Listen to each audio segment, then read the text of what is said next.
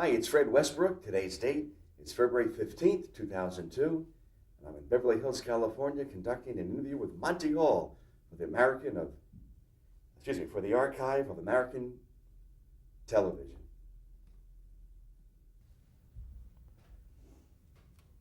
What was your name at birth? Monty Halperin, Halparin. Any nicknames at all? A few that can't be recorded. Monty, when were you born? August 25th, 1921, And where were you born? Winnipeg, Canada. What was your mother's name? Rose. And what did Rose do? Rose was a very unusual lady because she was a singer and an actress and a playwright and a public speaker. One of those people that Reader's Digest would say the most unforgettable character I ever met. And what was your dad's name? Maurice. And what did your father do? He struggled. He was a bookkeeper who had to give up working with figures because of his eyesight, and he later turned into the meat business and was in the wholesale meat and then the retail as a butcher for many years.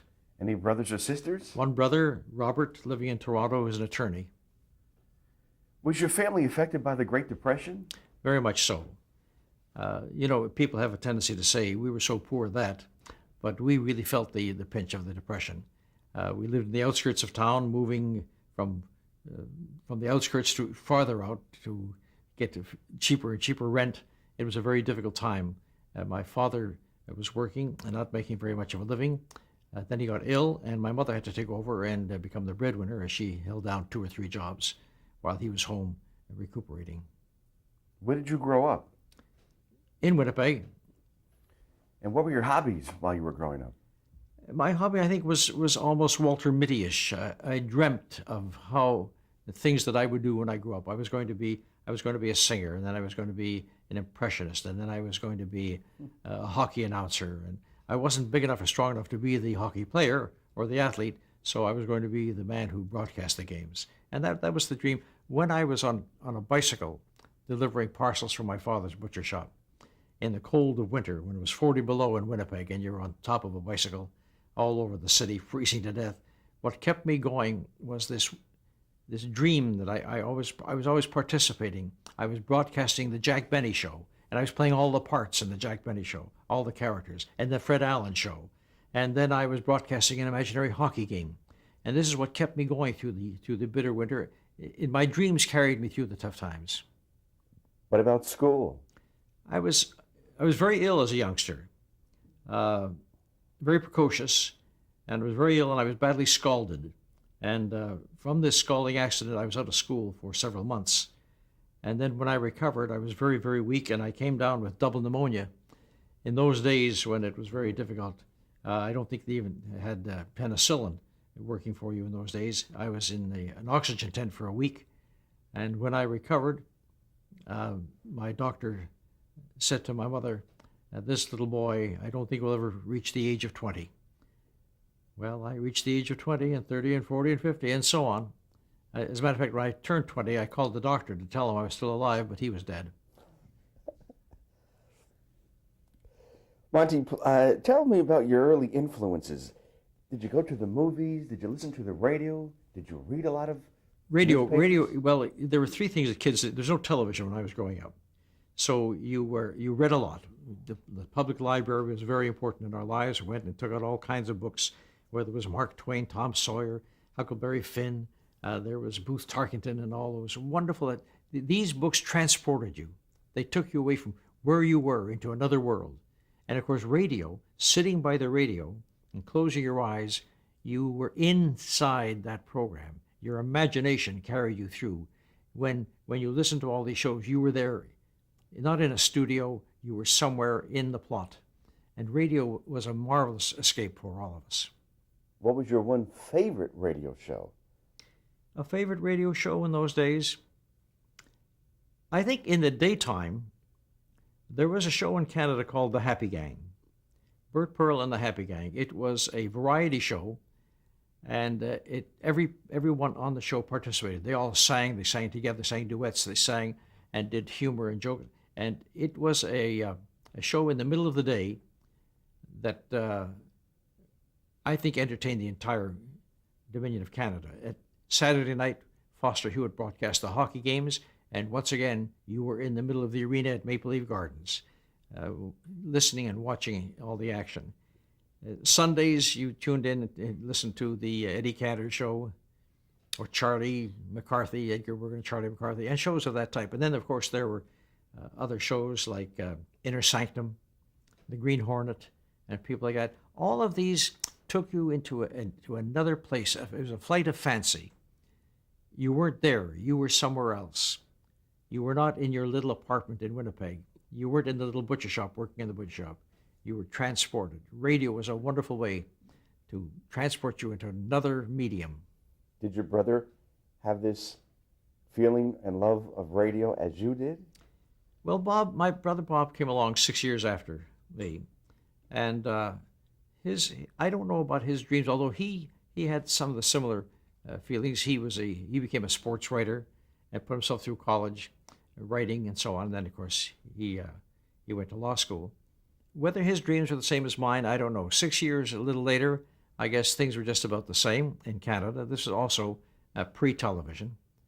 But I suppose he cuddled up next to the radio. His thoughts were like mine. You finished grammar school, now you're in high school. What high school did you attend? St. John's High School in Winnipeg. Now, I mentioned before that I was a precocious child. When I came back after being out of school for a year and a half, they put me back. And I stayed in grade 1 for one morning. Then they put me ahead to grade 2. I was there for one afternoon. Then I was in grade 3. And at the end of the season, I was promoted to grade 4, and I just turned 7. And now I finished high school, which was 11 years in Canada, 11 years of high school. I graduated at 14. I was a small little runt. I was 14 years old. We had no money to go off to college. So incidentally, while I was at college, because I was a runt and I could not play in all the sports, I became the sports editor of the school paper. Once again, I was Walter Mitty. I was playing the sports through these people. And I took part in the Dramatic Society as well. On graduation, not having enough money to go to college, I went to work in the butcher shop. This spared my father the $6 a week he would have to pay a delivery boy. So there I was working for nothing and feeling no future at all. It was a very, very tough time. Oh. How did you get from point A then to point B after the high school and the butcher shop? After 2 years working in the butcher shop, I raised enough money from aunts and uncles and grandparents for the $150 tuition. That tuition at the University of Manitoba was $150. And so I now am 17, turned 17, and I'm going to college as a freshman. What a release from the butcher shop. What an escape. It was very heady stuff. And so I went through my first year of college feeling like I was Rockefeller's son. And even though I went through college with one shirt and one sweater and one jacket, I still felt that I'd gone into the new world that I dreamed of. At the end of the first year, I went into my second year and ran out of money. Halfway through the second year of college, I was broke. My folks had no money. I had no money for the second semester tuition.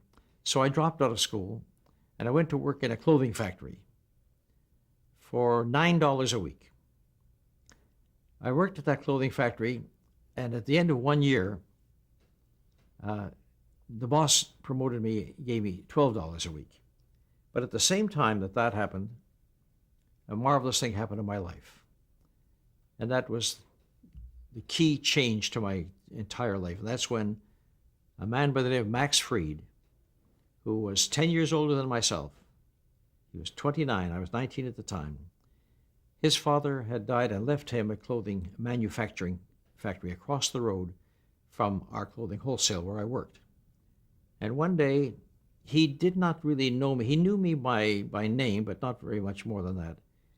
And he was going into his building, and he saw me washing the steps of the wholesale where I worked. And he saw my father later that day, and he said, "I think I saw your son Monty washing the steps of that wholesale. What is he doing there? Why isn't he at school?" And my father said, "Well, we have no money. He had to drop out." And he said, would he like to go to school? Would he like to go back to college? My father said, yes. He said, have him come and see me. Now remember, this is 29 years old.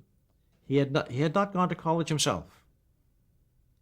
He was a man about town. He was the bachelor who was having a wonderful life, carousing and so on. He had the worst reputation in town. But he, of all the people in the city of Winnipeg, saw something in me, and he wanted to do something. And when I went up to see him, he said, I want to give you the opportunity to do what I should have done, an opportunity to go back to college.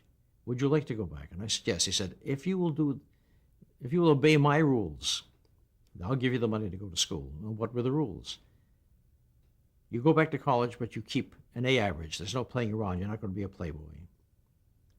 You report to me every month and show me your report cards. You must never tell anybody where the money came from, but you must promise to do this for somebody else someday. I mean, these were amazing rules set down by this unbelievable character. Now he said, how much money do you need?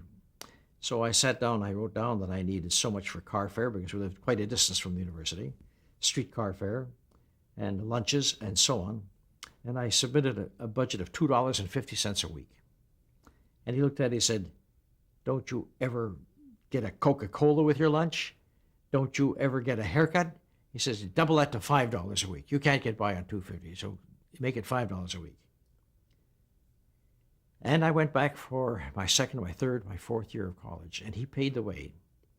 At the end of the fourth year, I was now working nights at the radio station, putting myself through college at the radio station. And I said I didn't need any more money, that I could now look after myself because I was going on for a fifth year. And the reason I went on for a fifth year, no, that's not my telephone. Is that here in the room? Okay. At the end of the fourth year, I didn't need his money anymore, and I owed him $990.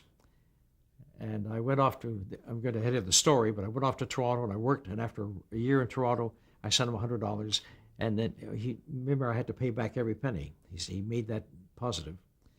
And I paid him $100 the second year, and I paid him $790 the third year, so I was free. And many years later in New York, he called me and said, can you get me tickets to the World Series? The Giants are playing the Dodgers. And I got a couple of important buyers, and if I could get tickets for one game. And I went out, and I paid a lot of money for them. The scalpers got a hold of me, but I got him the tickets. And he called me, he says, that was great. My guys were thrilled to pieces. How much do I owe you? And I said, that's the interest on the payment. Never take a penny from you. And we've had a close relationship ever since. He just, I think this week as we talk, he's turning 90. And I'll be calling him and surprising him. Oh, he must be so... But that puts me way ahead of the game, but that's how I got back to college. And what was the college's name? There's the University of Manitoba, and while I was going through college, at the end of my second year, pre-med, I applied to medical college, and I couldn't get in. And so I took a third year of science, and I was head of the booster club, and I was having a great dramatic career and a good average, and I applied again, and I didn't get in again. At the end of my fourth year, I was elected president of the student body, which was a great and marvelous thing. I'd been elected president of the science faculty the year before, and now I'm elected president of the entire university student body. So I decided that I would take a fifth year. And in that time, there was an upheaval in the admissions policies at the University of Manitoba. And many of young kids like myself who couldn't get into medicine now were eligible and could get in, but I was no longer interested. We have to do... Monty, did you serve during the armed forces during World War II? While I was going to college, I was a member of the COTC, the Canadian Officers Training Corps, much like the ROTC here in the United States. And we drilled 2 days a week and on weekends, and in the summer we went to military camp. And I did that after my second and third and fourth year. And we could stay in the university exempt from military service as long as we took this training and we were in what was called essential studies. Being a chemistry major at that time, that was considered essential service, so that perhaps they could use you in maybe chemical warfare or something in later years. But what happened is, of course, while I was in my fifth and final year, the war ended. And so I didn't serve overseas, I just served in the reserve. I now would like to talk about your radio days, because up until now in college you're taking science and math, even though you have the fantasy of Walter Mitty. How did you, after graduating from college, you began working at CKRC in Winnipeg? If you would be so kind, describe your job there and what programs did you work on, and how did you get from science to radio? Well, while I was at the university, I was in the student productions, and they produced the first student-written and directed and performed musical comedy, and I starred in it. It was called You Can't Beat Fun. And the director of that stage play also worked at CKRC in Winnipeg, producing drama. And so he recruited me to come and do some drama on the local station. While I was at the local station, the Canadian Broadcasting Corporation, that produced national radio, recruited me to do national radio drama. So I had a wonderful young life, going to college, performing in the dramatic productions, and then I got a job at CKRC being a disc jockey and announcer from 6 p.m. to midnight every night. I'm going to college, and I run from college to the radio station, work a 6-hour shift, go home, get up at the crack of dawn, travel the 25 miles to college, do my studies, run back to the radio station, and of course do the same thing on weekends. It was not a very easy life, but when you're in your early 20s, and you're doing radio, it's very exciting work. So you didn't mind the lack of sleep. Still studying science, though? Still studying science, still, in those days, waiting to get into the medical school, which I never did. Let's talk about CHUM radio. That came later. Here's the way that happened. While I'm at CKRC Winnipeg, now when I graduate, I go to work full-time. They offered me a job full-time. And I'm doing disc jockey work, and I'm producing dramas, and I'm singing on one program, and I'm doing sports. I'm doing it all. As you know, at a radio station when you're young, they want you to do everything, and I did everything. I was there 9 months when the boss called me in. Jerry Gates was his name. And he said, Monty, and he opens up his desk drawer, and he pulls out, this is a map of Toronto. Yes. And I've marked on this map with little dots here where the radio stations are. Yes. Go. I said, what do you mean, go? He said, don't stay here. If you stay here, you'll end up like all these old guys at the radio station. You're young, you've got talent. Don't stay in Winnipeg. Don't stay at the station. Go and try your luck in the big city of Toronto. I said, well, I don't have a job. I have nowhere. He said, find one, but don't stay here. You're young. This is the time to make your move. So I went home that night. I said to my parents, I'm going to Toronto. And they said, you are? Do you have a job? I said, no. They said, why are you going? I said, because my boss told me to go. And I said, I'm going to try it. So with their blessing, on their anniversary, February the 15th, in 1946, I left for Toronto on the CPR Railroad. And I got into Toronto, and I had one little suitcase, and I put it in a locker. And I walked outside, and I said, what am I doing here? I know 2 people. I have one cousin who lives here. I have his phone number. And I have another cousin who's in dental college here. And I have his phone number. So I went to the phone, and the dental guy was at school. And the other cousin, I managed to get on the phone, and they said, come to our house for dinner. Now, I don't have a place to stay. I just got my belongings in a locker. And I was green. I looked up at the street name, and it said Yonge, the most famous street in Toronto. I didn't know it was pronounced Yonge Street. That's a funny way to spell young. So they said, where are you? I said, I'm at Yonge Street. And they said, that's Yonge Street, and take a streetcar all the way up to Eglinton, and then take a bus all the way across over there, and you'll come to our house for dinner. Well, now Eglinton is in the heart of the city. In those days, it was the outskirts. And so I I went there. Now I have no place to live. I have no job. But from their home, I finally found my dental cousin, a dental student, and I called him and he said, come over to me. And he said, you'll bunk with me. He's living in a room in a rooming house. And I said, where'll I stay? He said, well, we'll take the spring off the bed and put it on the floor with the mattress. And one of us will sleep on the springs and one will sleep on the mattress, and that's the way you'll do it until you find a job. And that's what I did. And I started walking the streets looking for work. And I went to CHUM, and I went to CKEY. I went to CHML Hamilton. I went to the CBC, and I pounded on doors. And I was very excited because CHML Hamilton offered me a job. And CKEY offered me a job. And CHUM offered me a job. I said, I can't believe this. So I went to the CBC. They didn't offer me anything.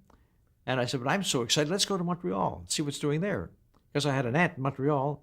So I went to Montreal, and I got an offer from a radio station in Montreal.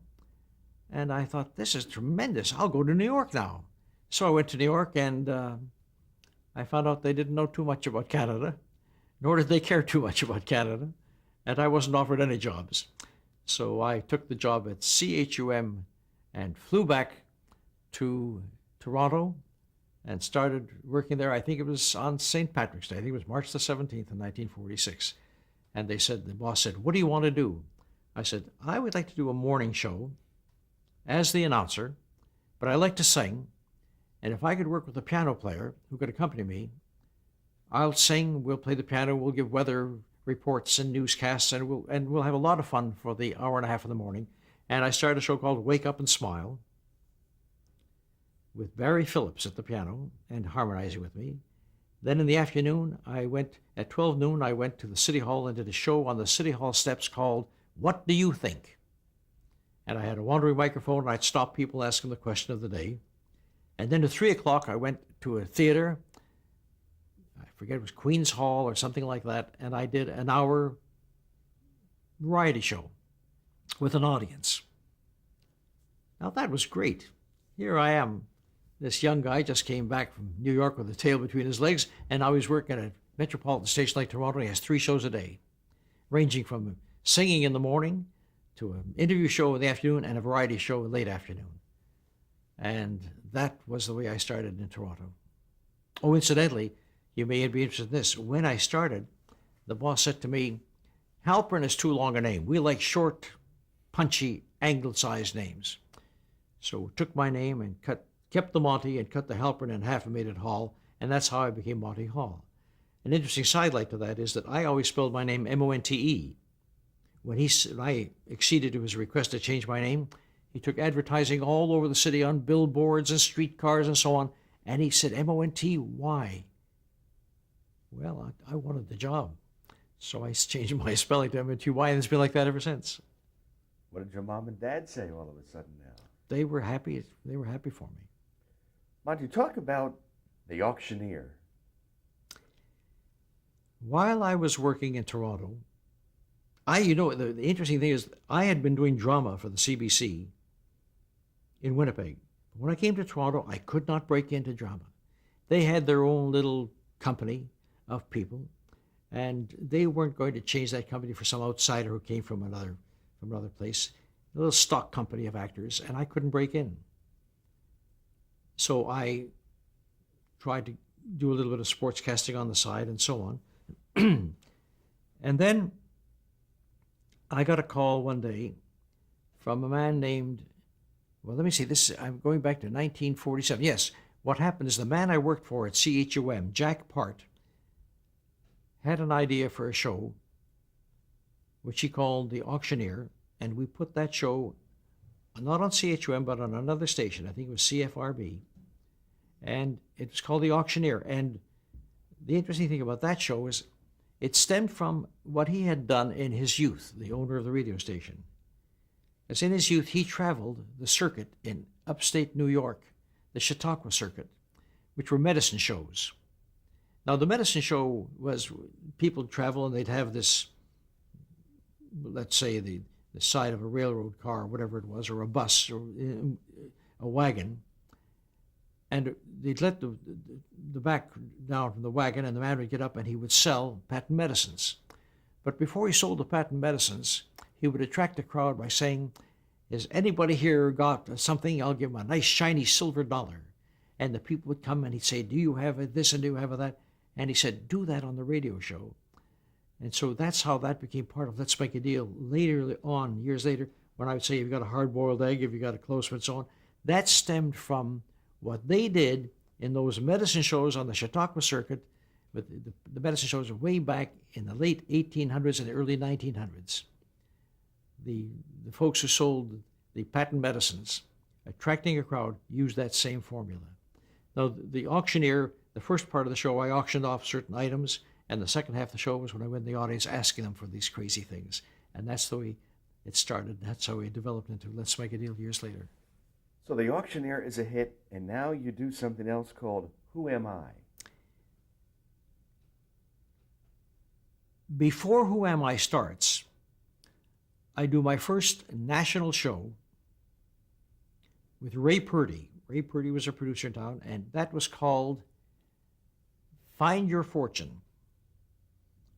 And Find Your Fortune was a national radio show, and it was sort of a game stunt show at that time. And at the same time, that was on one network. At the same time, he sold another show called The Wrigley Show, starring Mildred Moray, a wonderful woman performer. And that was on the second network for Wrigley Chewing Gum. And I was her sidekick, the ploy. All the gags played off against what would later the Harry Von Zell and the George Burns Show. I was the guy that she played off. And so I had two shows now. I'm doing Find Your Fortune on one network. I'm doing The Wrigley Show on another network, the Mildred Moray Show. And this is just about the time when Marilyn and I got married. And I was making a pile of money. I was making about $150 a week at this time.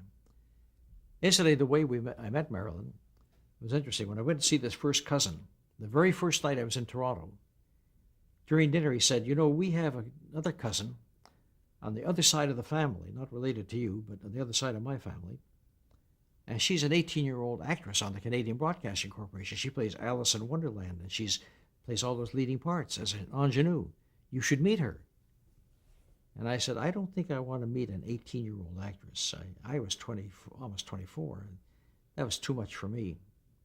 But I did meet her, and when I met her, it was game over. And we were married a year later. And as we do this interview right now, we're married 54 years, so I guess it worked. That's a perfect place to stop to change the tape, and then we're going to pick it up in New York.